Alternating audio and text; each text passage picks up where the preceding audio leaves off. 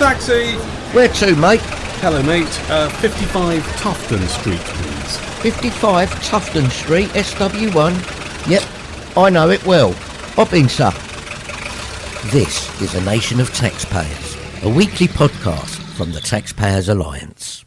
It's the B word on this week's episode of A Nation of Taxpayers, the podcast from the Taxpayers Alliance, the B word being Brexit. Welcome. In the studio this week from the Taxpayers Alliance, we have researcher Callum McGoldrick. Welcome. Hello, thank you. Good to have you back on the pod again. Keeping well? Yes, all good, all good. Fabulous. And our special guest this week is Tim Aker, or Dr Tim Aker, to give you your proper title. The man who's put together this fascinating book called The First Brexiteer, the Diaries of Sir Neil Marten, from 1970 to 1979. I've got that right, haven't I? You have got that perfectly right. Welcome. Yes, thank you for coming in. How are you doing? I'm doing very well. Listen, your book is fascinating, and anyone who's been interested in the world of Brexit going back many decades, this is a must-buy. And we'll get to some of the contents of the book and the diaries about this fascinating chap called Neil Marten shortly. But a bit of background about you, Tim. I've known you for, I'm just trying to think, knocking on 15 years. That would be it. Yeah. So I know a bit about you, but for our listener, just a bit of background about yourself. Well, I've got a very interesting future behind me. I was the youngest MEP elected in 2014, yeah. And then thought it would be a good idea to stand in a council by-election that December, which I won, and then fought a general election 6 months after that in Thurrock and lost by about 800 votes. I wouldn't recommend doing 3 elections in under a year at all. Stood again in 2017, re-elected to council in 2018 as an independent. It was a surreal election campaign because the Conservatives put David Van Day from Bucks Fizz up against me. He used to have a burger van on the seafront in Brighton, which is one of those bits of pop trivia that lurks in my brain. So how did he go from, he came out as a Tory, didn't he? He did, he did. Yeah. And they thought having this celebrity, in inverted commas, standing against me would do them any good. Yeah. I got my highest raw vote number and highest percentage in my local campaigns and won quite handsomely. So you got the scars in many ways. Oh, yes. What was the reason behind getting into politics in the first place? I had a very good history teacher who recommended I read a newspaper, and I got the Times and the Telegraph and the Sun, and got interested in current affairs. And it was at the time, just about the turn of the century, when the euro was coming up, and I thought, I don't like this. And then when I read more into it, I remember a conversation with my mum saying, and this completely contradicts what I was going to do in politics. I said, well, I don't like the euro, but do we really think it's a good idea to leave? I was a Conservative at that point, small and big C, and learnt more about it and thought, no, we can't possibly stay in this, and was radicalised from then on. At university, I was in the Conservatives, and my last act as a Conservative Party member was to vote for David Cameron. Right. For leader, purely because of the European People's Party. He wanted to take the MEPs out of that. And I can't emphasise enough how important a factor that was. I got lobbied by an MEP and an MP. I mean, I'm just a humble chair of a university association. I got lobbied by an MP and an MEP to support David Cameron for it, and I thought, I'll do that. But then, no, I didn't find anything appealing and anything within what he was doing for me to enthusiastically give up my time and money. Yeah, let's spend a few moments talking about David Cameron. Do you think ultimately he is the architect of where the Conservative Party finds itself today? The Conservative Party has spent 20 years sloganising, only using one slogan, and that was Stop Labour. Yeah. They did it in 2015, they did it in every election for the past 20 years. And now it's come back to bite them because people can see that they are offering the same thing. And the anger out there, I have never known it.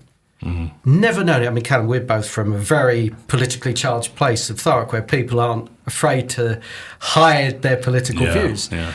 But I've never known it so angry out there. Yeah. And walking to the train station today, it's not just the flags. People are putting St George's crosses on roundabouts. They are. What are your thoughts on Cameron, just out of interest? I think when you look at sort of certain economic things, he came in at a difficult time and he did do decent work at shrinking the size of the state. I think when you look at the social policy, though, whether if that's leaving the EU, There seemed to be the only reason he wished to do that was purely to put it on the manifesto and say, let's get these votes, let's try and win it then, stay in. Well, it was to shoot the UKIP fox, wasn't it? Well, exactly, yeah. And it was very clearly a sort of a politicised grab at a number of votes that I think backfired quite massively on him. Yeah. Well, the one thing they didn't factor in, which is important and which is why we focus now as commentators on the red wall, was how UKIP was taking Labour votes hand over fist more than the Conservatives.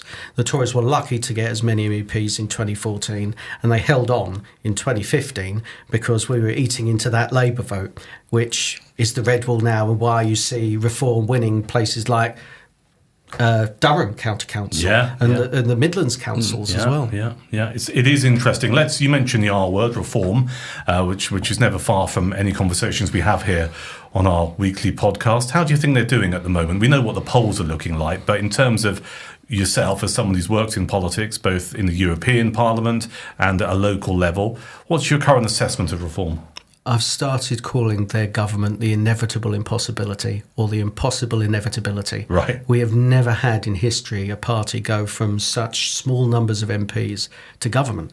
And it looks like on everything, they can't be stopped. Their organisation, they're winning on the ground. I mean, we would have killed in UKIP for winning a by-election every 6 months. They're winning by-elections every week. They're organised, they're on the ground, they're finding candidates and taking huge councils. It's a revolution in waiting. Yeah, what's your take?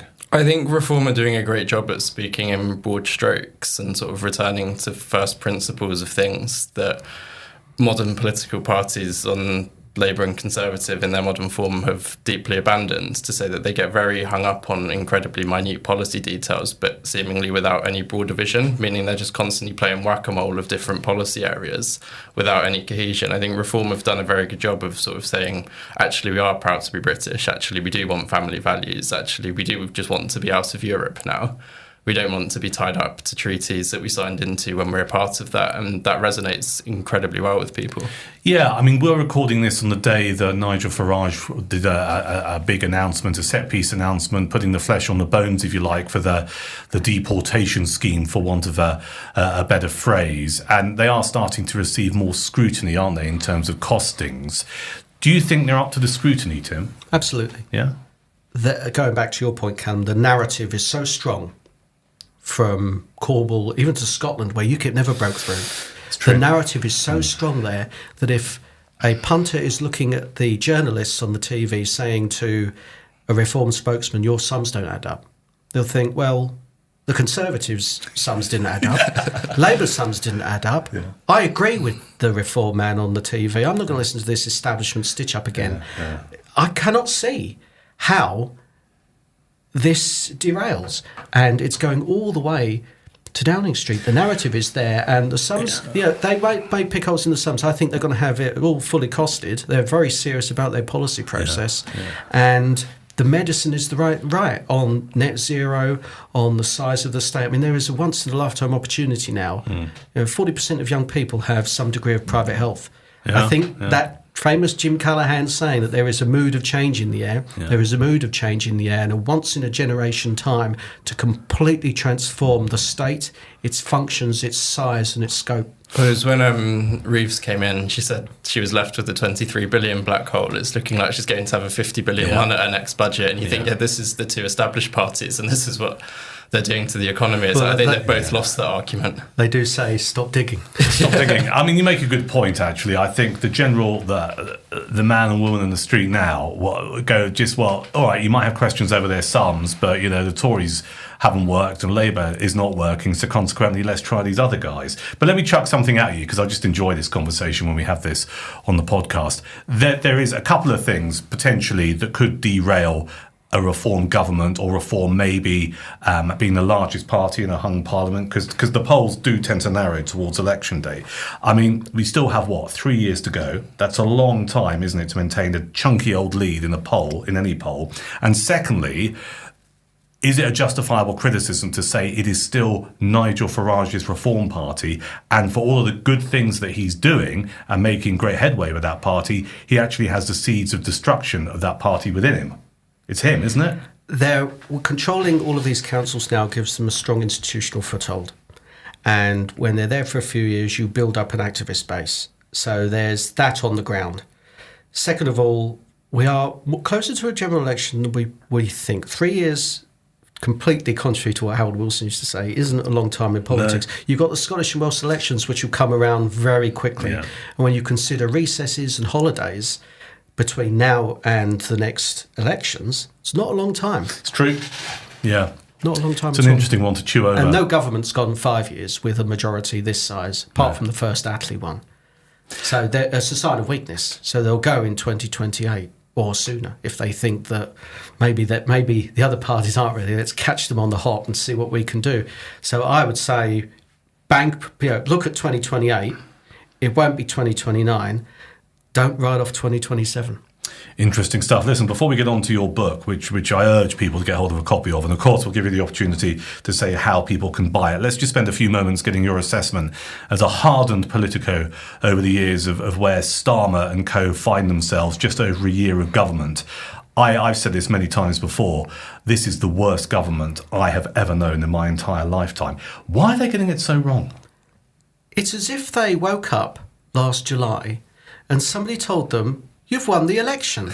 It's not as if they weren't leading in the polls 3 years running into this, and they didn't have they must have had an idea of what to do, but they are behaving as if they've got collective amnesia and have no idea what they're doing. There is no narrative, and this has been the problem with a Labour Party since Blair.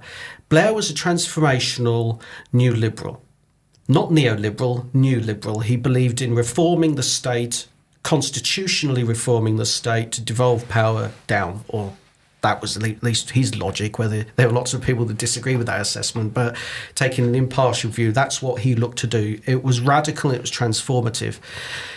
He made his peace with the mixed economy, but the Labour Party has no identity, whether it wants to be a socialist party, because if you are redistributing, you have to have some sort of egalitarian outcome at the end of that, and it's not doing anything with that. It has no identity, it has no narrative. What does it want itself to be? In opposition, it's sloganised, as opposition parties tend to do.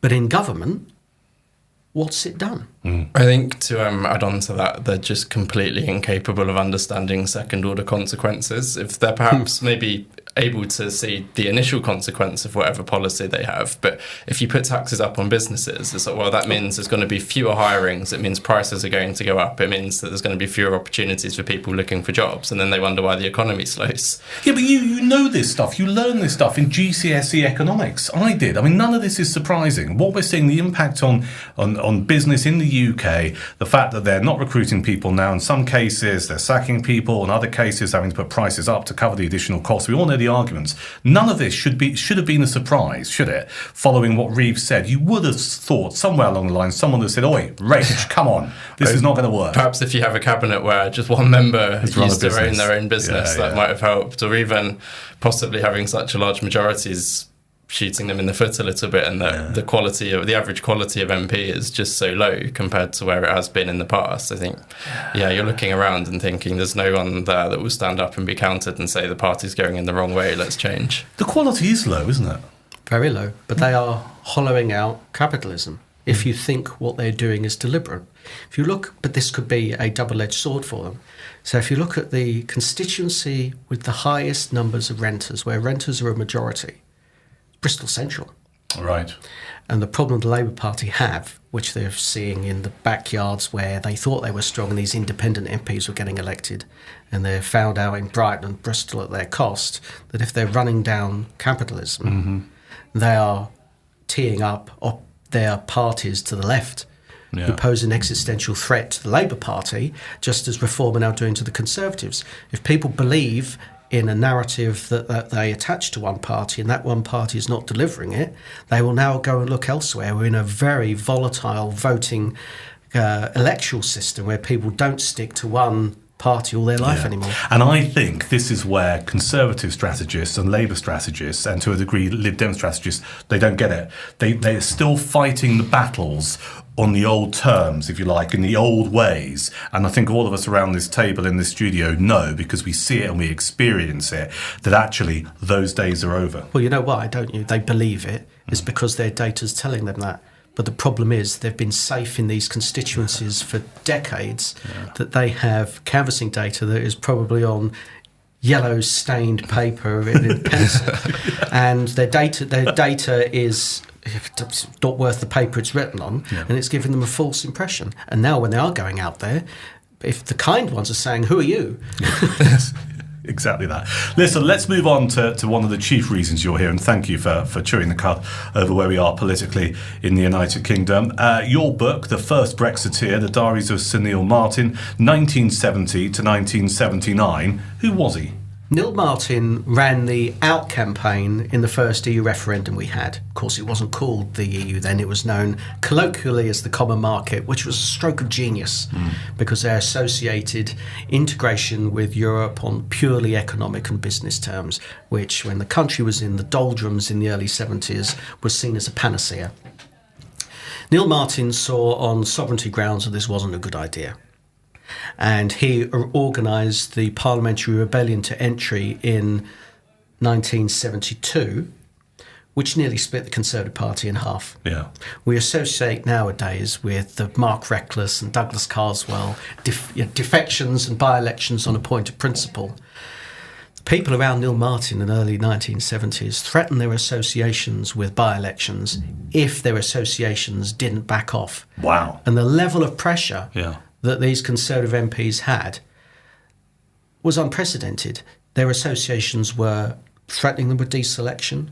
One, Ronald Bell in South Buckinghamshire, was even put through a deselection process because at the time the government was reorganising the constituency boundaries, and a technicality in the party's rule book meant that if there was a significant, and that was an important term, significant change to the boundaries, there had to be a new candidate. And his reselection was farcical, absolutely farcical. He and his supporters had defied the party by calling their own constituency referendum. After the 1971 conference, the Conservative Party voted overwhelmingly to go in. Bell's referendum came a week after that and was embarrassingly against that. His constituency had said no. Neil Marten's own split from his association came through remarks he was due to give at a fete in July, summer 1971. His association said, "We don't want you to talk about Europe." He said, "Well, I want to." "Well, you can't." So he said, "I won't speak at all then." And the whole thing got into the national newspapers. Right. It was on the ground grassroots trench warfare. And in researching for my master's, which the Diaries came in a part out of, I found a letter from the MP David Mudd from Camborne, who wrote to Neil saying that he had a way of calling off his constituency party. Just tell them we'll stand in a by-election, we'll cause a by-election. And Marten did that, he threatened his association. And there was one point where we very nearly had a UKIP variant 20 years before UKIP was actually formed. So on the 29th of February, Sir Robin Turton, a grandee from Yorkshire, who had been elected first under Stanley Baldwin. Wow. He'd had enough of the pressure and the bitterness and the real civil war in the party that made the Maastricht infighting look like that village fete. He went to the Times and said, "I'm standing down to call a by-election only on the condition that the Labour Party stand aside." And his seat up in Yorkshire was rock solid Tory, so Labour would have never had a chance there. Imagine for a moment if Labour would have taken him up on the offer. Wow. These people didn't bluff, by the way. No. They didn't bluff at all. No. That's really interesting. And before we go into a bit more detail about Neil Marten's career and I suppose his relationships with people like Heath and then later Margaret Thatcher, because that will be of interest to people, how did you first come across him? So after politics, I was sat in the garden wondering what to do. Right. In Thurrock? No, in Kent. Oh, in Kent. I moved from Thurrock. It's not the place I miss anymore. Right. And I was deciding what to do. And a friend of mine, Paul Nuttall, now the Vice Chair of Reform, he was finishing his PhD. And I was hearing fascinating tales how he's going to archives and so on. And so I gave my good friend Simon Heffer, professor at the University of Buckingham, a call. Marvellous man. Very sound. Yeah. And he suggested I do some reading, pick a topic, then have a conversation with him. And this is where it all went. Right. And it was, I reread his biography of Enoch Powell. Yeah. And Marten was a big supporter of Enoch Powell, primarily on the Europe issue. He wasn't as out there on immigration, and he became a monetarist by experience rather than theory, as Powell was. And this name, Neil Marten, kept cropping up, and there was a great book, Conservative Dissidents, by Lord Norton.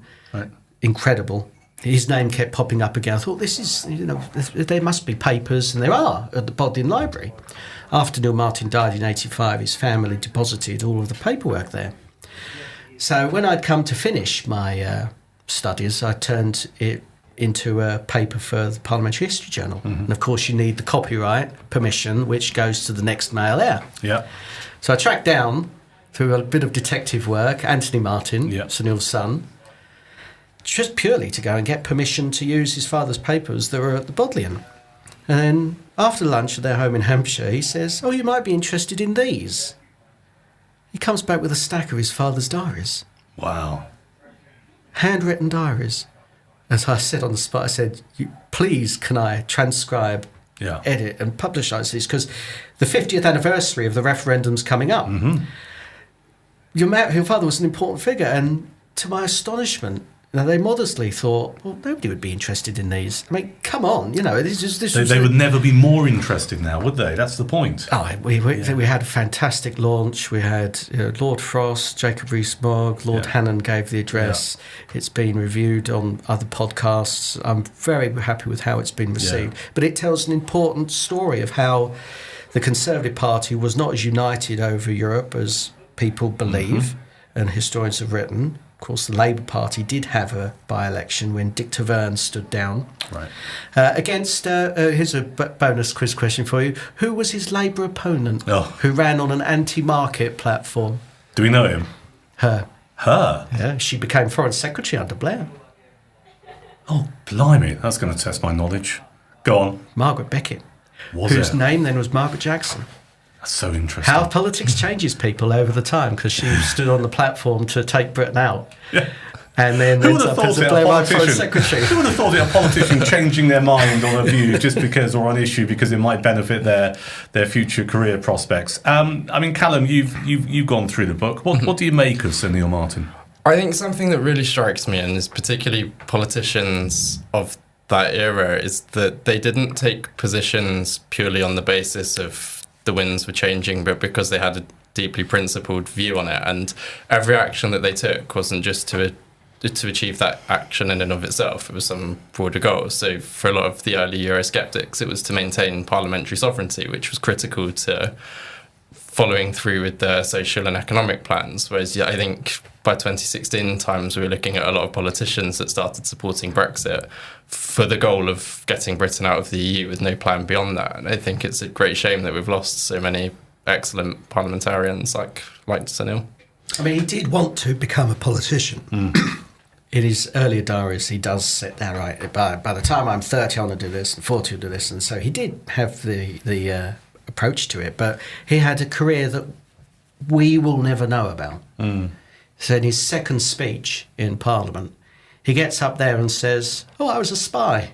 I was a spy, in the sense that he worked in SOE during the war, helping with the French resistance and the Norwegian resistance. What he doesn't tell them was that he was in MI6. Really? And how did you discover that? Was that in the diaries, or did you know that previously? His father. So Anthony, Sir Neil's son, wrote to both Boris Johnson and William Hague when they were foreign secretaries, asking for the file. And they wrote back saying, "We can't, and your father would know and agree with our decision that we can't." And there's all bits in there. We know he smuggled people out from behind the Iron Curtain. He became great friends with Andrzej Panufnik, who married Sir Neil's secretary, Camilla Jessel. But there's lots that they were just of that generation that served in the forces, served in the security forces. You'd think great people. I mean, history has been unkind to Francis Pym, but he had an incredible war record. Willie Whitelaw. These were great people who politics sort of like chewed up and spat out, but distinguished people with good, solid reputational careers behind them who went into politics. And you can roll into that. You can roll into that Airy Neve as well, can't you? Great. So what's really interesting about this, and you're right, it's a generational thing, is I think, and we'll get back on track in a second, but I think this is worthy of a few moments chat, is because of these great men, and they were mostly men because of the generation at the time, because of their background and experience, they made rock solid MPs. They were better politicians. They were capable of independent thinking. And I think, and in some cases, being a rebel. We don't have that now, do we? I'm going to be a bit of a revisionist on that when it came to making the tough decisions, they, for instance, on prices and incomes policy, on trade union immunities, on the denationalisation of the big beasts like British Leyland and British Steel and the mines, they were terrified. They were terrified of a divided country. They were terrified of the consequences of change. They were terrified of being a hostage to ideology. And when on the extreme end, because millions have died through ideology. It was still raw from their experiences, in World War II. But that made them, we look back, frit, as Margaret Thatcher used to put it, frit, about taking these on. And when you see this tiny woman, I know it was important. It's important to distinguish the role that they underestimated this woman who'd only been Education Secretary to enter government with a party that really wasn't sure about her, with these commitments to take on the masculine might of the unions, to implement properly this weird ideological notion of monetarism, to do that on those tiny shoulders. God, that was brave, wasn't it? It was brave. It took a woman to do that. Let's talk about the relationship with Margaret Thatcher and also Edward Heath that Sir Neil Marten had. What was it like? He got on well with Neil Marten at the start. Neil Marten campaigned for a Heath victory. Heath offered him office. And Neil Marten took some time to think about it and then said no. Could you imagine that nowadays? Somebody that thinks, well, I only have to resign anyway, and it's not the done thing. Yeah. But he does write in the diary that Heath had made a blunder not keeping him in the tent, or at least trying harder to. But Heath was never like that. He was always remote from his own MPs, which was his downfall. It was his great downfall. Yeah. Margaret Thatcher, on the other hand, when she was elected leader, was very approachable. Complete difference in character to the end of her premiership. The Margaret Thatcher of 1975 would have never dared go on a trip to France, whatever the circumstances, when she had to win an internal election. But she brought MPs in, and considering that she's well known for that awful, gaudy jumper with all the European flags on, she wasn't an enthusiastic campaigner for entry. She left that to Edward Heath to keep him occupied and keep him out of her way.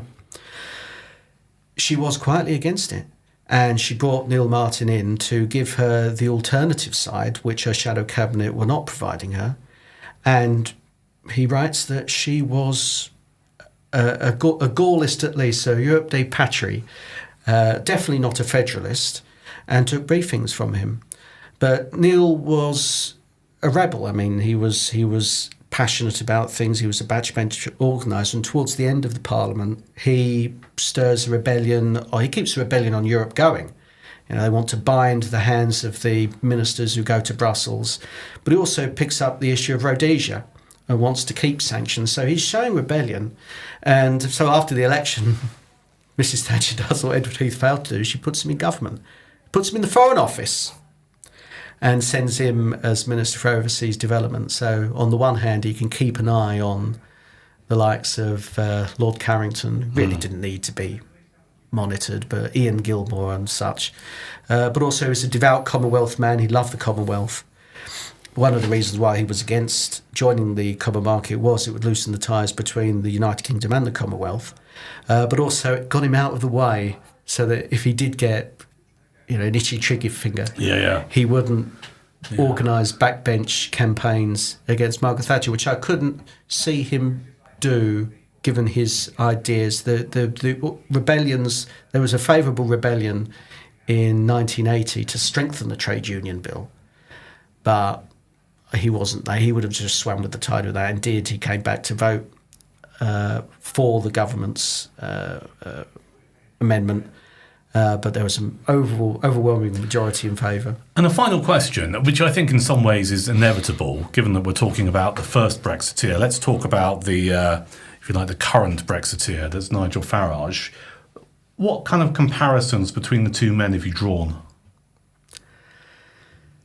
There isn't really much, because Nigel is the front man, he's the national leader. Neil Marten, when he was made the chairman of the campaign to leave the common market in 1975, was done so as a unifying factor. Mm-hmm. He was there to bring together the conservative anti-marketeers, so it didn't become a party political thing. Now imagine for a moment that Tony Benn had become the chairman of the No campaign in 1975. It would have been a partisan thing. Yeah. You know, the pro-marketeers wheeled him out as a bogeyman to frighten Tories in the Shires into voting to stay in. I mean, what the stuff they wrote about Ben was actually atrocious. I mean, we think now that politicians have had it bad. Well, if you were Tony Benn, you got it. You got it in the newspapers. Neil Marten wasn't the man to give huge speeches and rallies. He was an organiser. All right. And he would never consider himself to be a national leader. He was a politician in the sense of being in service to his country. Nigel is as well. I mean, the life he's got now, he's stuck with politics until he's in Downing Street. Yeah. He's too far down the line for that. Yeah. And we've seen that where, you know, he got a bit of stick for not standing in 2019 and then for withdrawing the candidates. And he knows he's all in now. I mean, that's how he's been in the big turning points of his political life. Yeah. But there were two very different personalities. The one thing they would have had a great love of is a jolly good lunch. Yeah, and rightly so. Callum, final word to you regarding this. I mean, given the conversation we've had, your main takeaways regarding Sir Neil Marten? I think it's a great shame that we've lost MPs that were happy to pursue a cause without wanting the limelight for themselves and without wanting to take over the party or to, you know, become Prime Minister on a result, and just be happy to pursue the campaign that they had and say, well, this is actually the most important issue, I think, and where my place in that isn't so relevant, but as long as we get the issue sorted, then that's what matters, and we've lost that. I think you're bang on. How do people get hold of a copy? All good bookshops have it on their website, and you can easily find it on Amazon. Brilliant.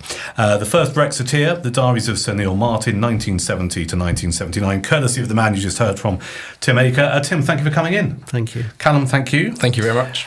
You can always get in contact with us here on The Nation of Taxpayers. The email address is podcast@taxpayersalliance.com. I've been your host, Duncan Barkes. Until next time, thank you for listening.